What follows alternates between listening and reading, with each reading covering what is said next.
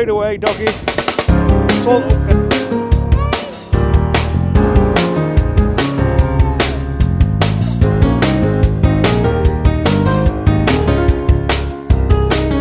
And this is caught by Getty.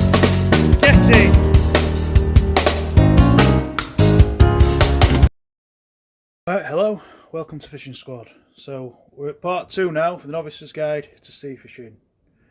I'll just spin you around. We're going fishing off some rocks on the left hand side of a very popular beach. It's called Porthaw, or as English call it, Whistling Sands.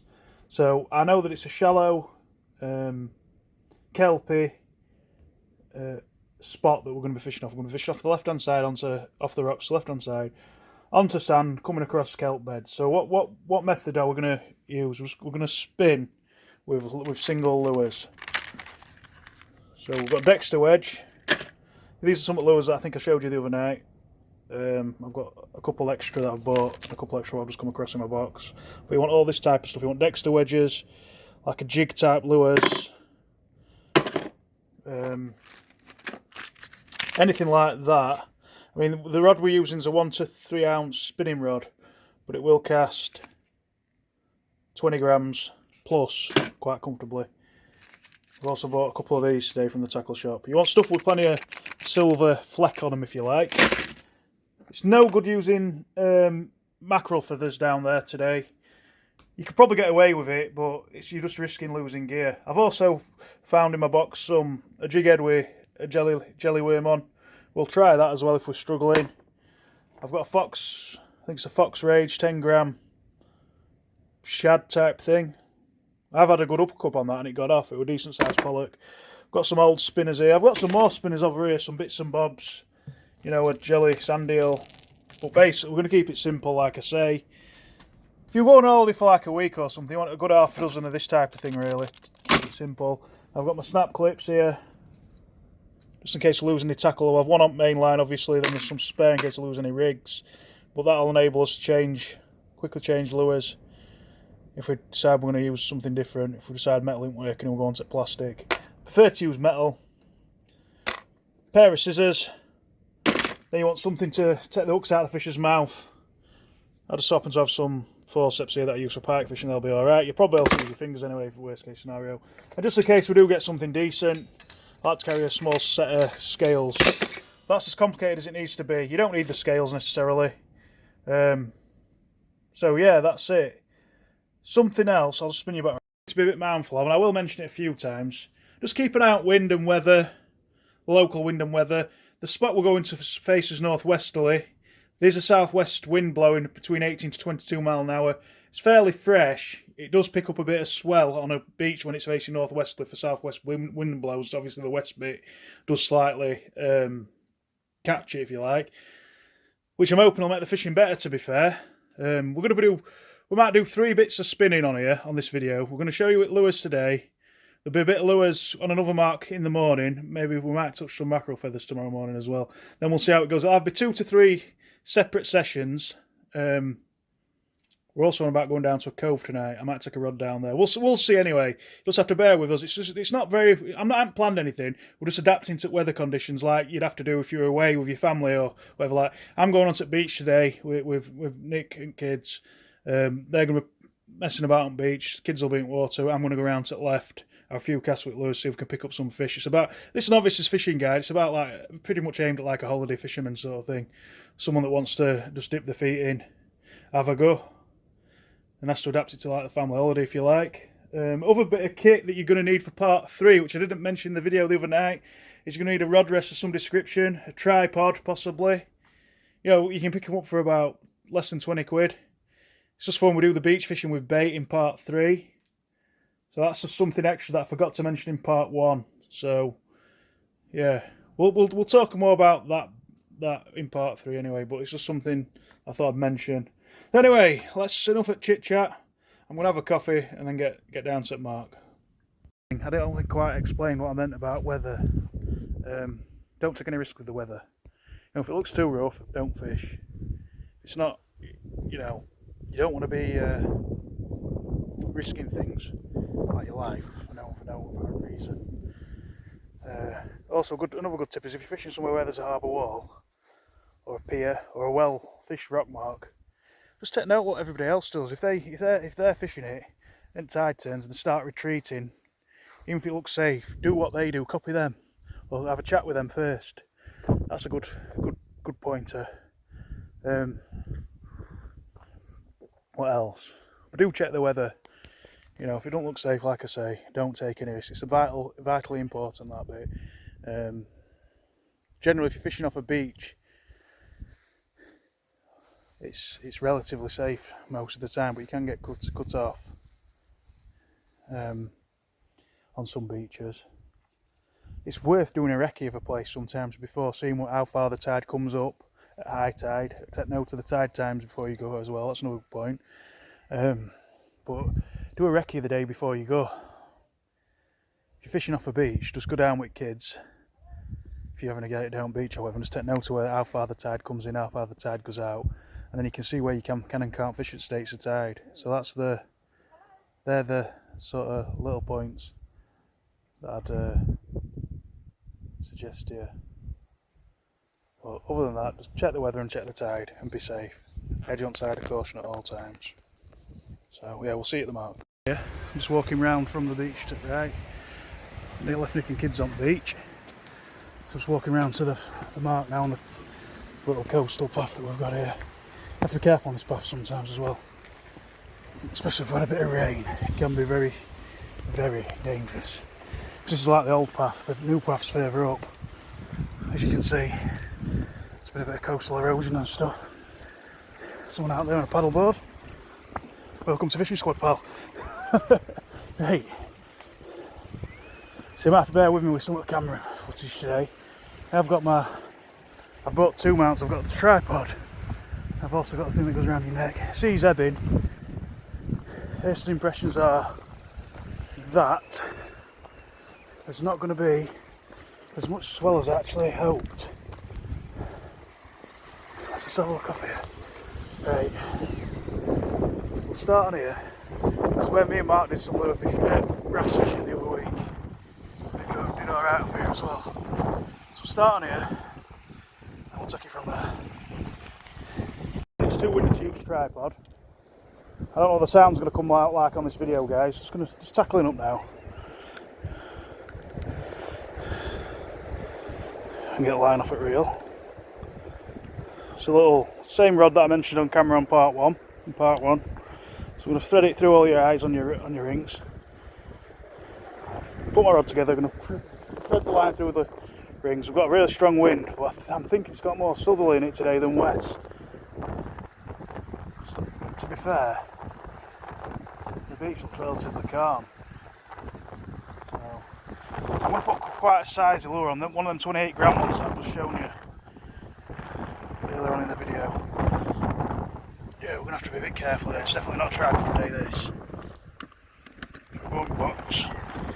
I like to have a forceps stand, so just put them on the back of my box there. It's really breezy like. So, get a snap clip, tie it on with the choice of knots. I've shown you one knot that I don't really like, because I'm going to use a hitch knot. Go through like that, make a loop like that, back round the back like that, and through at least 3 times. I usually do 4. Things of this knot, I think it looks better. It aids presentation of your. If you're tying a hook on with that knot, it's better presentation as well. But it's strong. It just pulls down and pulls down and won't break. So snip the tag end off. Don't use your teeth like I usually do. Snip it with scissors. And we'll try one of these. Quite visual, fairly heavy as well with wind. £3 each then. So how we get on. I mean, we could lose one. It snags. Like I always say, you want to fish in, skin your gear to catch fish. It should be alright because we've still got quite a bit of depth in front of us. At sea's heads off, we'll go a bit further to the angles. Let's have a few casts.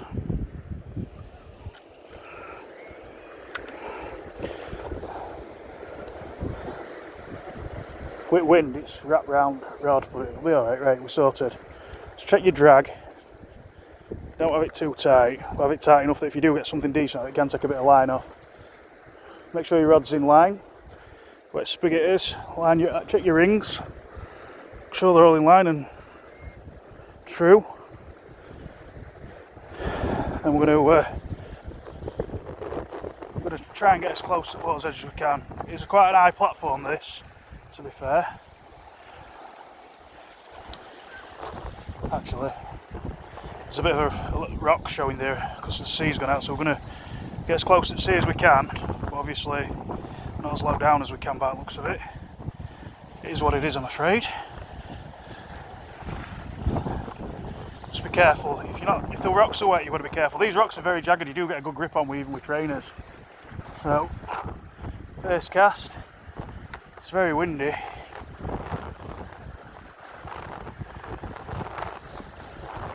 I'm hoping this bit of cloud cover, and there's a small swell.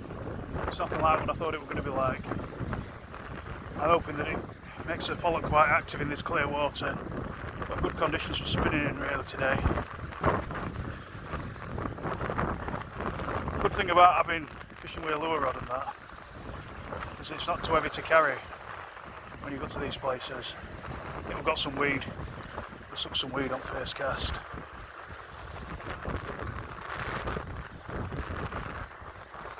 So you're basically just casting it out and retrieving it. You don't really need to do anything in terms of motion, it does it himself.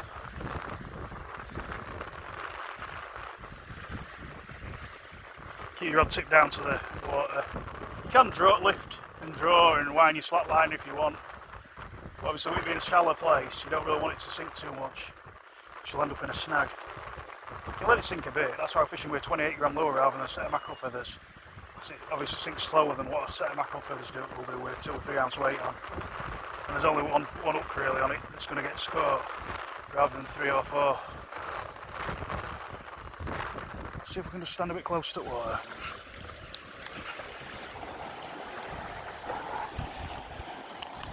Right, let's try again. Let's flicky.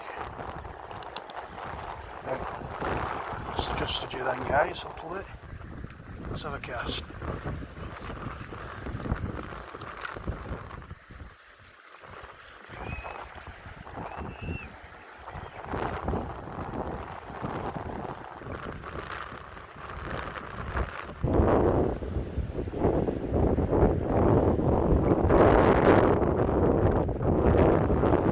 Have a few casts, just chop and change your lures if you don't get anything on after a few casts.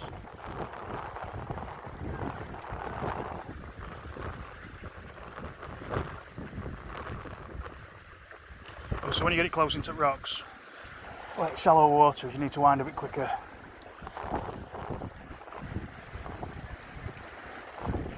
So you don't get stuck. But you can lift, wind your slack line in, lift, wind your slack line in. Sometimes if you get, the trouble with lifting is when your line becomes slack and the lure sinks, like what happened there, you end up in kelp. So it's best just to keep a steady wind with your rod pointed to the water. I don't know if you can see that. That's the method, that's the best method to use with one of these lures probably. Unless you're in deep water, then you can do more lift and draws and let your lure drop. Because usually, what I find is when I do that method where you lift, wind your slack line in, is it lift and draw method, I think it's called? The fish grab it when the line goes slack. And you can tell they've got it because the line doesn't sink, because obviously they've picked the bait, they've picked the lure up. So yeah, we'll have a few more casts. I'll knock you off camera for now, and we'll see if we can get a fish. But that's the method. That's how we're doing it. You can hold your rod a bit higher up if you want, or you lower down. You know, you don't want to really have it up here because it'll just lift the lure up to the surface. You want your lure to be about a foot. You want it working the foot below the water's surface. That's where you should get fish today, all being well. Could be a tough one though, but we'll knock camera off and see if we can get a fish. But that's the method. It'll work in most places. If you're fishing on a harbour wall and it's a sandy bottom, that lift and draw method, you can literally have your spinner on the bottom. But on a shallow place, you want to be working top foot to a foot and a half of water, really. So yeah, I'm going to knock the camera off now. Let's see if we can get something. I'm not going to bore you with just me casting out and doing various things to try and get a fish. see if we can actually get a fish. A bit further around to the left. Looks like I've got a bit more motion in water. It looks a bit deeper. I had about 20 casts on that other spot just at right to me. But the important thing sometimes with lure fishing on rocks is to keep moving. Now we have got some, I didn't think it looked very fishable off here to start with when I'm on the other mark, because we have got some broken bits of rock in front of us. I'm not too worried about them. So you just wind quicker as you bring it in. So we're going to have some casts off here. And as tide drops off, we might go on to here if we haven't got anything still. So take care, because obviously we've got a bit of white water close in. Could get a rogue wave. I mean, I've fished off this area for a long time. I know roughly how to judge the sea. It don't mean I won't get caught out, because I still could, obviously. I'm just going to risk it for a biscuit with that broken rock that I've got in front of me. I don't know if you can see it. It's just here. Just have to wind quicker as we bring it in. It looks fishy off here, man. It really does. There's some nice waves.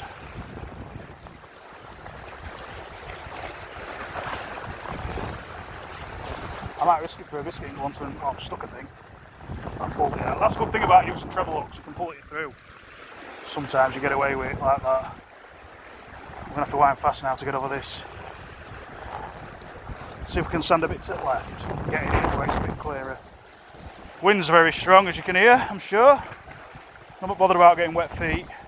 Obviously I don't want to fall in or get swept off. Even though the water is probably lovely and warm.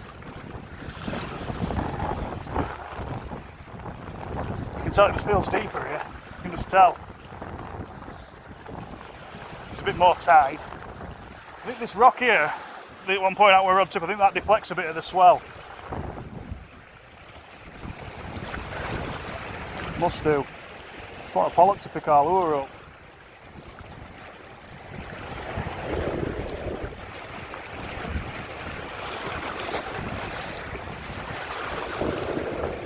We might just risk it for a biscuit and go on that spot. I've one more cast off here that I'm going to risk it for a biscuit. I think you can get across just. I think there's a couple of stones that keep exposing themselves as the wave goes back. See, I know sea's dropping off, so I'm not too worried about doing something like that. If it were coming in, I wouldn't do it. It looks pollocky like. I've had a pollock off here before.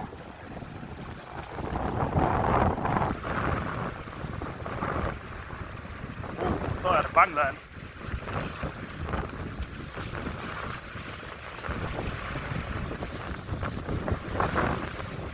Yeah, come on, we'll get moving. We'll go on this rock mark over here. Right, so we'll just scramble down onto rocks. I think we'll have to walk across this. I hope water's not cold. It's not too bad. Still quite warm like it was in July. And it looks like we'll get across this bit. I've never been onto this rock, guys. But obviously, like I say, when you're doing it like this, it's a bit extreme probably for a beginner. But I hope I can give you some pointers about whether, so I know what the tide's doing. I'm going to have to somehow get across there. Which at this point I'm going to have the camera because I might do some more wade. I don't really want to risk my phone. I think this rock's called Dinas Back, or it's called Dinas Bower, I'm not sure. I'm going to have half hour on here and then head back to the beach. Fish or no fish, let's have a go. And it's from Tronics, similar to the Savage Gear Seeker, so I'm going to stand in front and see how we get on with videoing. So I'll probably do 20 casts or so. I'm going to stand over here for the fish, see what you can see. I don't know how it's going to turn out.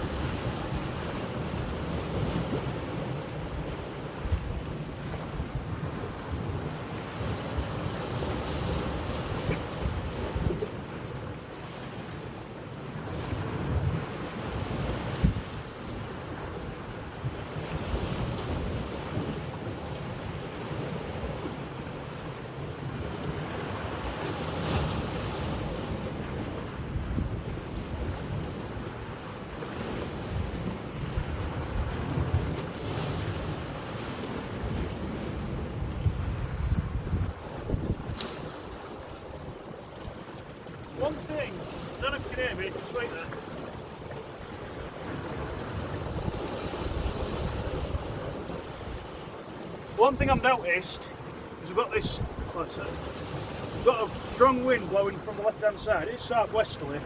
It's probably got a bit more southerly in it than west. But it's causing problems with the lure sinking. So I'm going to go with a jig. It's like a jig. It's light rock fishing jig. It's silvery, like all my lures seem to be, like the Dexter wedge a bit, but obviously different shape.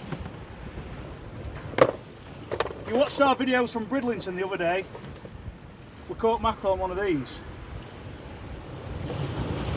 So a few casts for this one. It might just get us down a bit deeper. That's what we're struggling to do, is to get down just that little bit deeper, because the wind's catching the line. It's lifting the lure up in the water. I don't know how much you can see. It's the first time I've used the tripod on the rocks. So I'm going to have a few casts of this off here. If it doesn't work out, then we'll move. I'm just going to check your focus, see what you're looking like. Right, I'm just going to pan it round just a little bit to there, because I'm going to fish like straight in front of us. Just make sure you can see what lure I've got on. That's what I'm fishing with.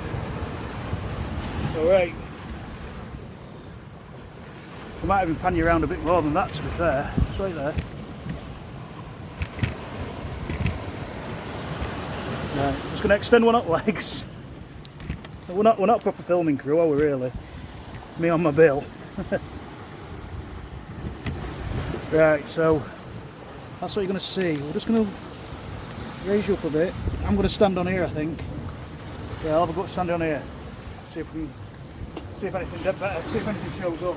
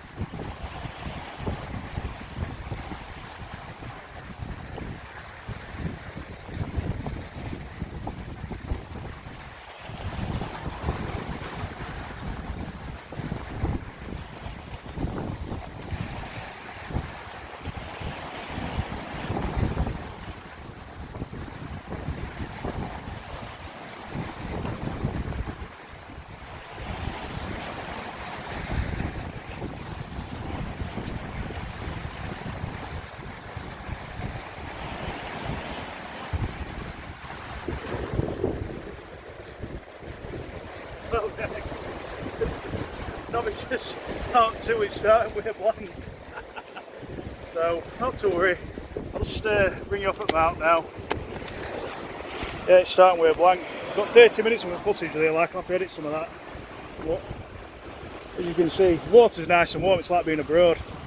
It looks a bit treacherous, obviously, if you're looking at it on camera. I'm only stood on them bits where there's water lapping up. But yeah, not to worry. We'll try Mark 2 later. Back on beach now. Say hi. Hi. He's still smiling, thankfully, even though it took ages.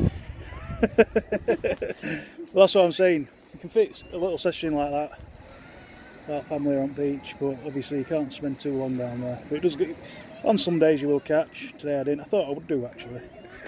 But outside's ebbed to a certain point. I don't think it would get any better. So I think next session we'll try a deeper water rock now. I mean, we had wind. Of course, there's a few problems with spinner sinking there. But we did have some casts where it was sinking fine and nothing showed. Obviously, it must be camera shy today. But we'll have a go at morning. First thing. Yeah, Chloe. See if Thank you. we can get something.